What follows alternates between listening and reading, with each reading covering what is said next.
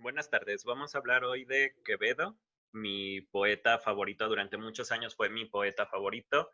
Sigue gustándome mucho, pero pues ahora es Góngora, el que más me gusta. Pero bueno, vamos a hablar de Quevedo, que es el poeta del desengaño. Vamos a hablar primero del desengaño, que es una de las cosas importantes de los siglos de oro. Durante los siglos de oro, durante el barroco, hubo dos grandes temas o dos grandes maneras de escribir o dos grandes, sí, pues temas. Vamos con ese nombre, temas, que fueron la huida del tiempo y el disfruta el día o aprovecha el día, depende de la traducción. Los nombres con los que se conocen, pues están aquí, ¿no? Que son Carpe Diem, que es aprovecha o disfruta el día, y Tempus Fugit, que es el tiempo que huye o el tiempo que se escapa. Una de las cosas importantes del barroco es que hay que recordar el contexto histórico. España tuvo muchísimo dinero y tuvo muchísimo poder cuando recién descubrió América, pero conforme fueron avanzando los años, ese dinero fue escapándose hacia otras partes de Europa, principalmente Holanda, Francia e Inglaterra, por la piratería o comercios. Y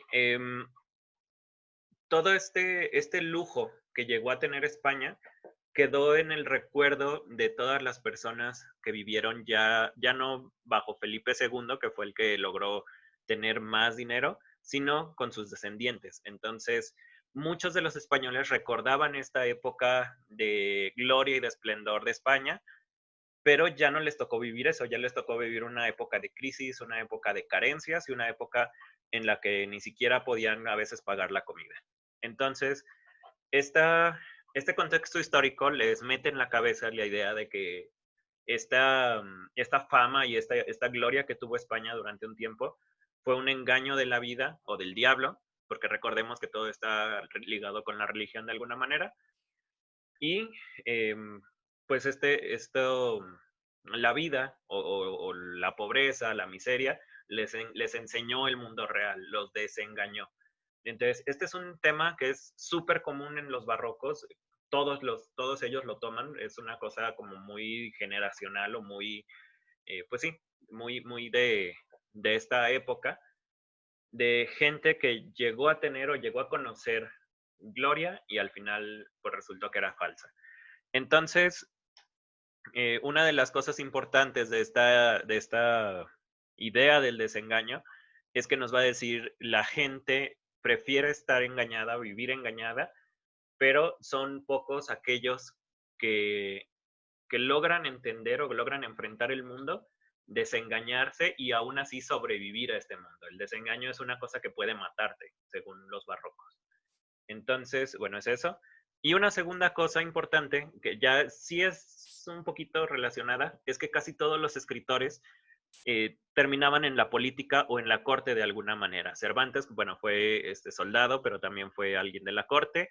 Góngora fue de la corte, Lope de Vega estuvo en la corte, Quevedo estuvo en la corte. Entonces, esta relación entre literatura y política era muy estrecha durante los siglos de oro, porque recordemos, no, casi nadie escribía, casi nadie leía, y estos personajes eran extraordinariamente cultos y pues prestaban sus servicios ya sea a la monarquía o a quien fuera, ¿no? Hablamos un poco de Quevedo, su vida también es súper interesante. Mm, no está metido en el ejército, no es como Cervantes en esa parte, pero sí fue diplomático y sí fue una persona que leyó y escribió en muchísimos idiomas, comprobados latín, griego, obviamente español, italiano, francés, y no sé, esos son los que yo recuerdo haber leído que este señor conocía. Entonces era un cuate políglota que además eh,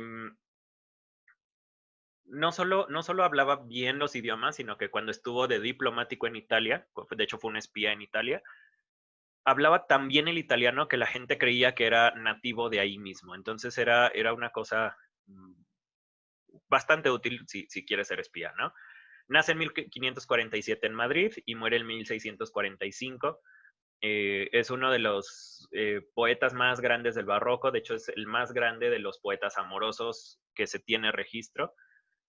Muchos de sus poemas de amor son, bueno, vamos a leer un par un poquito más adelante, Y una cosa importante de Quevedo es que a pesar de que escribe poemas de amor extraordinarios, él estuvo casado solo 2 años, se divorció y parece que fue altamente misógino, es decir, era pues bastante agresivo y bastante burlesco con las mujeres.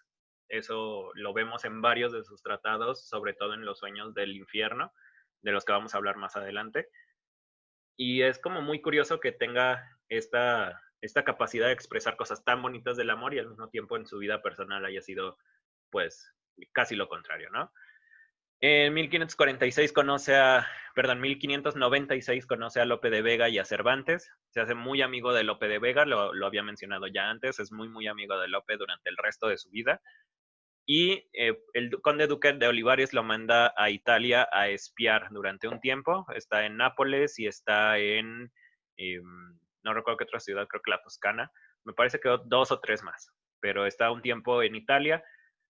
Cuando regresa a España, pues parece que le fue bastante bien en general, aunque eh, pues siempre tuvo algún contratiempo. De hecho, el conde duque de Olivares, que fue muy su amigo, fue una de las personas más influyentes en su vida porque era quien decidía qué hacía Quevedo. Quevedo pues era escritor y era político y así, pero el conde duque de Olivares pues tenía derechos o tenía pues sí, cierta autoridad sobre él y siempre lo mandaba a misiones y así.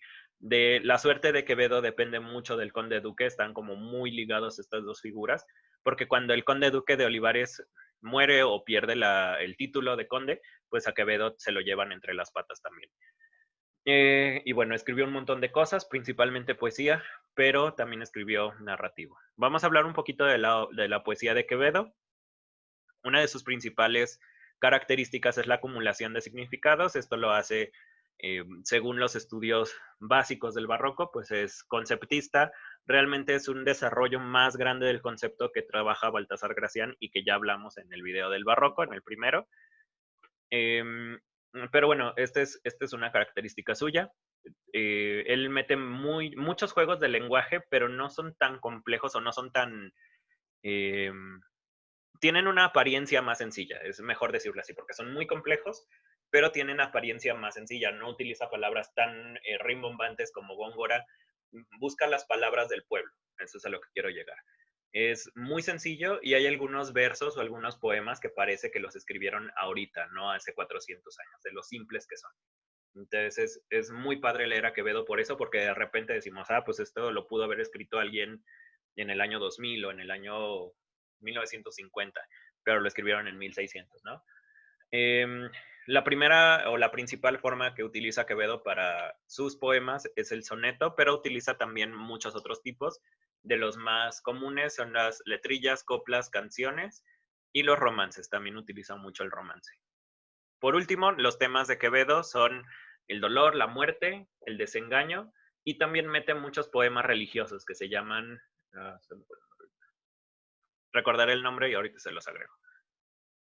Bueno, vamos a ver nada más, no, saben que no leo los poemas, pero vamos a ver algunas cosas que son importantes en este primer soneto. No es el primer soneto que escribe, es el primer soneto de esta presentación. Eh, Aquí vemos palabras de inmediato desengañado, que esa la utilizan, les digo, todos los poetas. Utiliza figuras mitológicas a veces, no tanto como Góngora tenemos las ninfas en este poema. ¿Qué más? Por ejemplo, este dice, el final de este poema me gusta, siempre me ha gustado mucho.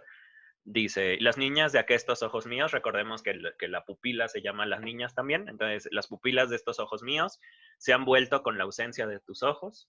Tenemos los ojos de Quevedo, perdón por este dibujo horrible que voy a hacer. Bueno, que están los ojos de Quevedo, que se transforman en ninfas o en pequeñas niñas que habitan dentro de 2 ríos. Esto se me hace muy bonito porque el río es una manera muy común en el barroco de llamar al llanto. Entonces, mis ojos se transformaron en 2 ríos de llanto porque los tuyos se fueron. Y eso es algo muy padre. Entonces, Quevedo escribe cosas de amor muy bonitas. Este es uno de los más comunes. Tenemos otro, nada más de manera muy rápida. Este es un poema de dolor y muchos de los poemas de Quevedo utilizan este tipo de dolor. Quevedo utiliza el dolor físico más que el dolor espiritual. De hecho, eh, esa es como una de sus grandes características, que él no dice, siento que me duele, siento que mi alma, no sé, que se está doliendo mi alma, que es alguna frase que a lo mejor no expresa mucho, pero por ejemplo, el alma de Quevedo tiene una herida callada, tiene una llama, entonces ya empezamos a sentir cosas físicas, más bien, expresa el dolor del alma a través de cosas físicas, es algo que hace muy bien Quevedo. Entonces bebe el ardor hidrópica la vida, su vida se toma la hidropesía, perdón, que es una enfermedad que utilizan mucho en el barroco, es una sensación de que a pesar de que tomes mucha agua, sigues teniendo sed. Entonces es eso. ¿Dónde está? Esta parte de acá es la que muchos estudiosos de Quevedo, voy a ligar un par de artículos si quieren leerlos, toman como para decir Quevedo es uno de los poetas más modernos. Voy a leer esto porque sí es suena como a poema de actualidad, ¿no? La gente esquivo y me es horror el día. Dilato en largas voces negro llanto, que a sordo mar mi ardiente pena envía. A los suspiros di la voz del canto. La confusión inunda el alma mía. Mi corazón es reino del espanto. Si se fijan, son versos que suenan muy simples, pero tienen un montón de significados atrás. Ya luego nos pararemos a leer esto con más calma en clases presenciales, espero. Y vamos a un tercero, que es uno de mis poemas favoritos, sobre todo las primeras dos estrofas. Las últimas dos ya no se me hacen tan chidas, pero las primeras dos son muy, muy bonitas. Que es este soneto lo llaman sus autores o sus críticos más bien desde la torre, pero Quevedo no tenía nombre para este soneto. Eh, y estas son de los versos más conocidos de Quevedo. Vivo en conversación con los difuntos y escucho con mis ojos a los muertos, que es una manera que Quevedo tiene para decir, cuando leo, estoy hablando con alguien que ya está muerto, pero que me logra eh, dar o decir algo importante. Entonces, este poema también está muy chido, son muchos los poemas de Quevedo. Eh, Normalmente se recogen entre 200 y 250 en las colecciones que venden, por ejemplo, en Porrúa. Entonces son muchísimos sonetos y muchos poemas. Vamos a hablar ahora de la narrativa de Quevedo. Él se divide en dos partes, que es la narrativa, digamos, clásica, como novela, vamos, y tenemos la narrativa de moralidad. La primera, que es, bueno, perdón, la segunda, los escritos morales de Quevedo, se agrupan principalmente en esta cosa que se llaman los sueños. Los sueños son varios sueños, no es uno solo, son los sueños del infierno, el sueño de la muerte, el sueño del alguacil. Tenemos otros dos, el sueño de no me acuerdo qué, pero son básicamente escritos donde utiliza mucho la fórmula de Dante Alighieri, que es este cuate que baja al infierno o que va a ver a los médicos, por ejemplo, y a lo largo del viaje se va burlando de cosas o va criticando cosas. Por ejemplo, en El sueño de la muerte, que es el que sí he leído, se burla mucho de los médicos. Dice que son pues gente que nada más tiene amontonadas allá otras personas, pero que realmente no les ayudan. Durante el barroco, uno de los temas más comunes era burlarse de los médicos porque decían que eran solo estafadores y que realmente no ayudaban a nadie. Y este sueño de la muerte de Quevedo, pues es una manifestación más de pues de esta burla sobre la muerte, ¿no? Estos sueños los utiliza para caricaturizar y para burlarse de muchos grupos de la población. Por ejemplo, les decía, en El sueño del infierno, enfoca principalmente a las mujeres. Hay una parte que sí ataca directamente a prostitutas, pero también a las mujeres como personas débiles que se van a acercar mucho a los pecados carnales, por ejemplo, y tiene otros tipos de burlas ahí. Realmente no conozco mucho esa obra, pero bueno, es más o menos de lo que trata. Y vamos con la última de las obras de Quevedo. Realmente es una exploración muy básica porque Quevedo tiene muchas cosas escritas. Entonces, esta que es La vida del buscón llamado Pablos es una novela que en su momento Quevedo no la publicó, sino que la escribió cuando estaba pues joven, tenía como 23, 24 años cuando escribió esta obra. Y al principio la movía solo en manuscritos, de hecho ni siquiera las firmaba, porque decía es que si encuentran estos manuscritos y saben quién los está escribiendo, voy a tener problemas.